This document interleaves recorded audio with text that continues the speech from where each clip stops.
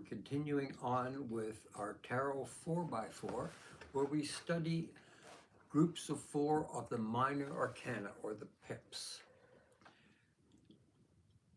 Today we've moved to the 8 cards, and we're going to look at them, and they are in the domain of strength on the Tree of Life and the Tree of Knowledge. We're going to see strength in tarot is described a little differently than perhaps you'd see in a Hollywood movie or something like that. Strength is different from power. Tarot has made me rethink the concept of strength. I used to think it was like power, but I see it differently now. Swords are the suit of power, but of course a weak person could wield a sharp sword. A rock has great strength, but no power. In a way, strength is directed inward rather than projected. Strength is seen in many actions and non-actions. Tarot does not see strength as having power over others. We're sort of splitting hairs a little bit, maybe to some people, but we will see that power is something that can be expressed outward, but real strength describes the owner of it, the person. When strength starts to become demonstrative, it usually indicates a weakness in the person. The tarot cards will show us strength in different ways, and here's a few of them. It takes strength to keep on doing what you're doing. Might call this endurance or stamina, but it is strength to maintain your course. It takes strength to put aside your ambitions and listen to others. That's a peculiar kind of strength, but it means getting past the ego and being receptive. It takes strength to walk away. Sometimes we get so entrenched in comfort that we no longer work towards our ideals. And finally, it takes strength to wait until you have all the facts. If you are truly in possession of strength, you will wield it carefully, you will use it carefully, and you will not rush into things that you don't fully understand. Today we continue in our study of the Minor Arcana. We are looking at the suited cards and investigating 4 aspects of each number represented by the 4 suits. Now we look at the 8 cards, the 8 of Cups, the 8 of Staffs, the 8 of Swords, and the 8 of Coins. Like all the cards of the Minor Arcana, the illustrated pictures represent archetypes we can all identify with. We can trust the pictures on the cards to convey the intended meaning. So none of this is suggesting that the picture on the card is deceiving you in any way. The pictures are drawn to be understood, to be grasped. They are archetypes. They represent a situation that we have all experienced in some way. However, it is helpful to know the connections amongst the 4 cards. So the 4 cards, the 4 8 cards, do have a connection, and that connection will be found in the 2 cards of the Major Arcana. Both those 2 cards reside in the 8th Sephirot of the Tree of Life and the Tree of Knowledge. The 4 Minor Arcana 8 cards take their meaning somewhat from the idea that is expressed by the 2 cards on the 8th position on the Major Arcana. And we've described that before. On the Tree of Life, the 8th card is called Strength. And we've talked about this a little bit before. This is total power, infinite power. This is on the path of severity, like all the 8 cards. This person is not gentle or kind. They could easily kill the lion, but she doesn't, and she does it for a reason. She wants to scare the lion, have the lion respect her, but she does not want the lion to go away. The lion serves a purpose in her kingdom. When we see strength in the tarot cards, we see this idea of restraint, using just enough to get the job done in the best way. One thing about this card, don't mistake what she's doing for mercy. That's the other column. She's on the side of severity. She is not showing the lion mercy. She is just doing the best thing possible to have that lion still be useful to her. On the Tree of Knowledge, the card in the 8th Sephiroth is the Sun.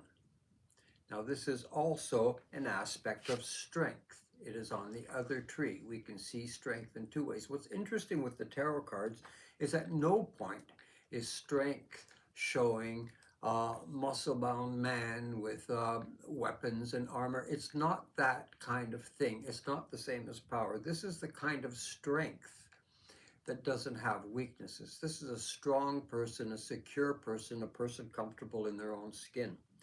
But what the tarot cards do show us is gentleness, innocence. It shows us there is no need for bravado. And that's what I mean by the tarot version of strength is a little more applied to yourself, ourself, self-control, than it is about dominating or changing the landscape around us.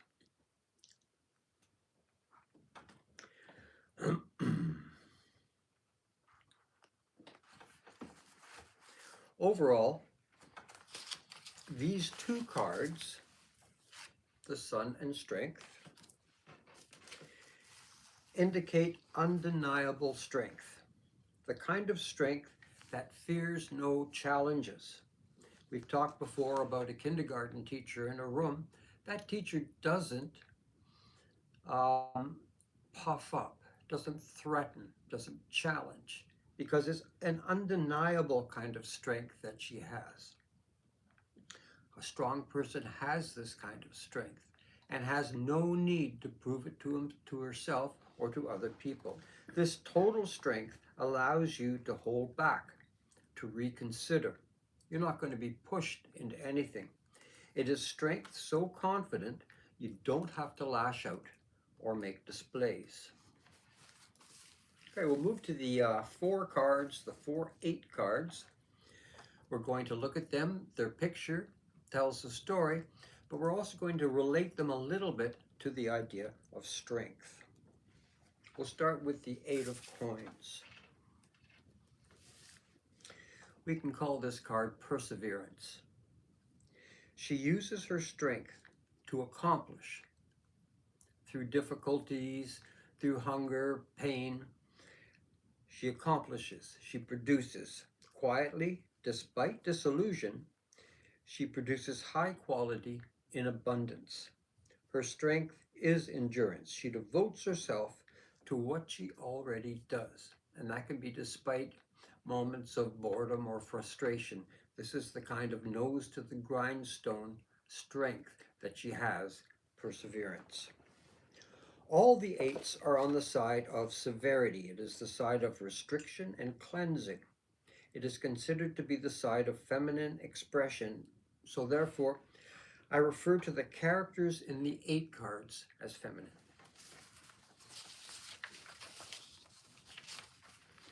We'll take a look now at the 8 of Cups. In this card, a woman walks away from an abundance of happiness. In a sense, there's nothing wrong with her life. It is not just what she ideally needs and wants. She would like something different. Some people would say she has it all, but she feels a need for something more. Consider the saying of someone imprisoned in a cell with golden bars, and that's what she may feel. She may feel kept. She may feel restricted. She seeks greater fulfillment, perhaps greater meaning. her move from this place of comfort will require a supreme effort of strength to leave contentment in pursuit of joy. And that's what this card is about, leaving contentment in pursuit of joy.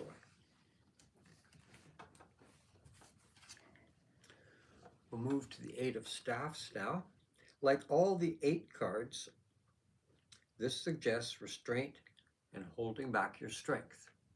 And again, this is the tarot expression of strength. Is not a demonstrative thing. Staves are your enterprise and plans. The 8 spear-like staffs in the card represent incoming messages. They are efforts to communicate with you concerning your plans. At times, these messages might be bothersome, but the Eight of Staffs advises us to withhold the use of our own power, to exercise restraint, and force yourself to reconsider and entertain the advice from those around you. With strength may come a certain confidence, and with that confidence may come a certain feeling of superiority, where you don't have to listen to the bothersome noise of people trying to alter your plans or add to them. In this card, in a sense, the opposite is true. It is saying, slow down, hold back, stop for a minute. There is a message that you need to hear, and it is coming at you right now. Where in the past you might have disregarded these messages as just noise, the advice of this card is to listen right now. You need something, and it cannot come from you. You're caught in a bit of a paradigm, and you need to listen to someone else for the new information that you require. Finally, we'll move into the Eight of Swords. And you can see that idea of restraint going all through the cards, and very evident in this one. The Eight of Swords depicts a woman standing on a tidal beach. She is blindfolded and tied up so her arms cannot move. She is powerful, and her swords surround her with protection. Her problem is not that she's in danger. She is not. However, she dare not use her strength. Outcast, alone, restrained, and blindfolded, she cannot see what's going on around her. This is frustration. She has power, but at the moment sees no place to apply it in a responsible way.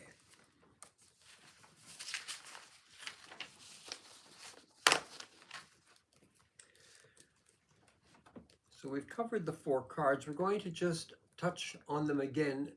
If you're doing a reading and you lay down one of the 8 cards, what you might say, and of course this is entirely up to you, but this is a way of framing this card in a general way, but still tying it a little bit to the idea of strength as something personal inside you, and strength heals. So with the coming on of strength, a person may find that a lot of their weakness slowly heal and disappear.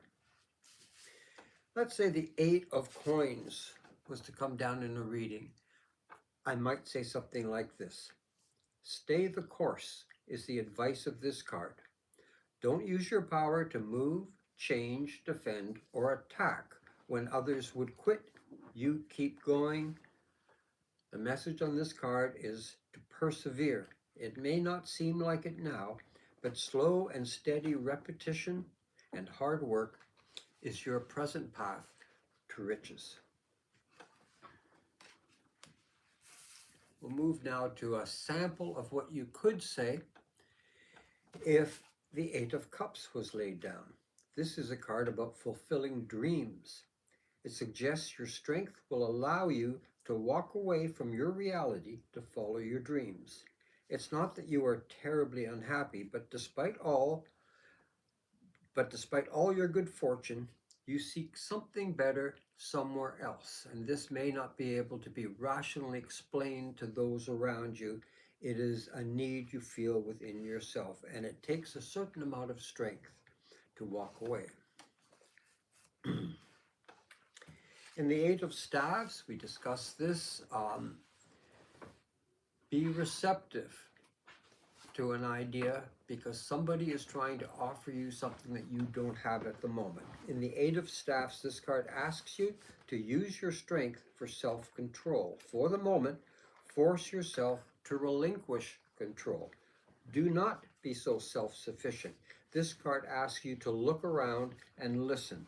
There, amidst the noise, some sound advice is trying to be heard. Finally, we're back to the Eight of Swords. And in a reading, I might say something like this. You feel frustration. Your help, support, or protection is required somewhere, but you can't be sure anymore. There are signs, whispers, and rumors, but it all seems inconsistent and incomplete. You can't just lash out, but you don't want to do nothing. But restraint is the best course of action until you know all the facts. And there's a saying, a military saying that says, don't do anything until you know everything. And that is part of the restraint of this card. In tarot, strength is revealed as total and complete. It is fascinating that strength is depicted in such a non-violent way. And I think that's really healthy for us to see strength as an attribute that doesn't have to hurt anyone. Tarot suggests that true strength can be subtle and even unnoticed. In the 8 cards, we see strength portrayed as a means to personal freedom and autonomy. Being strong allows us to do what's right. Being strong means we aren't controlled by others. The 8 cards show us that strength lets us walk away, refuse to act, or to do what we want. Okay, Joss, are there any questions? Yes. Again, we have hello and Happy New Year's from Sarah. Hi. And yeah, it's New Year's Eve. That's right. It seems that the 8 cards are all about a kind of strength. Is that correct? Yes, exactly. They're all about strength, but it's not the Hollywood kind of strength. But this is strength turned inward. It's about self-control. This is about having the strength to work, wait, listen, or walk away. It is the strength that you have, that you aren't controlled by other people. You are no longer a puppet being played by strings held by someone else. Why is she walking away from happiness in the 8 of Cups? In the 8 of Cups, she feels kept like a pet. Some say she should be happy, and that's a strange thing to put on someone else. They also say she should be satisfied. She should be still and be content. Her strength is independence and mobility. She doesn't apologize. She has happiness, but she seeks joy, and she moves on. Yes, the 8 of Coins suggests you just do what you are supposed to do. Resist change right now. Your strength is reliability and your ability to produce. Now is the time to be seen as strong and reliable. I think that's exactly it. The Eight of Coins do suggest stay the course. This is a card that may be a little difficult for some people when you're feeling frustrated, bored, you have a monotonous situation and there doesn't seem to be a bright light at the end of the tunnel. This is the kind of stay the course idea that they put forward, that sometimes what you're doing is the perfect thing, even though it doesn't always seem like it at the time. Why do the Strength and Sun cards seem so innocent?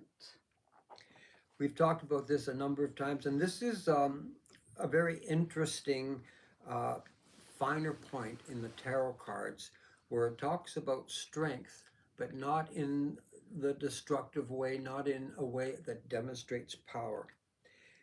And there are three things we can think of. True strength does not threaten, show off, or brag. If you know of someone who's strong that threatens, shows off, or brags, it indicates that they are not fully strong yet. There is a real inner weakness, something missing, and they are overcompensating for that weakness. These are all signs of hidden weakness. If you have complete strength, and again we go back to a teacher in a kindergarten class, you don't need to show it off. You don't need to use it.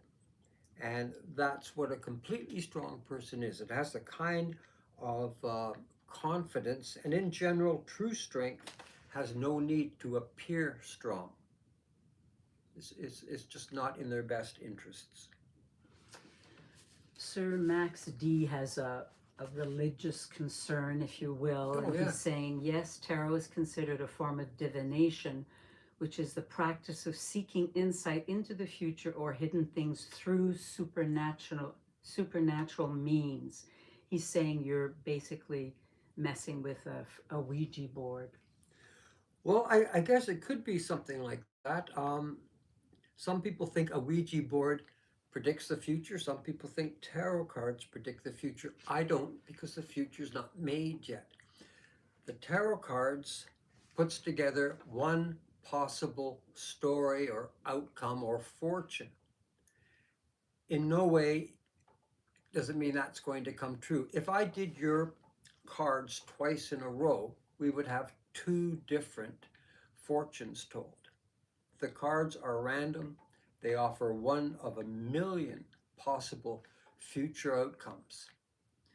The future's not made yet, and we are just providing some glimpses into the variety of futures you could have. If the future shown in the tarot cards is not to your liking, you have now a tangible thing to guard against. If you really like it, you have a tangible thing to work towards. That's it. Have a great new year, and I will see you next week and next year. Thanks for tuning in today, and next week we'll look at the nines.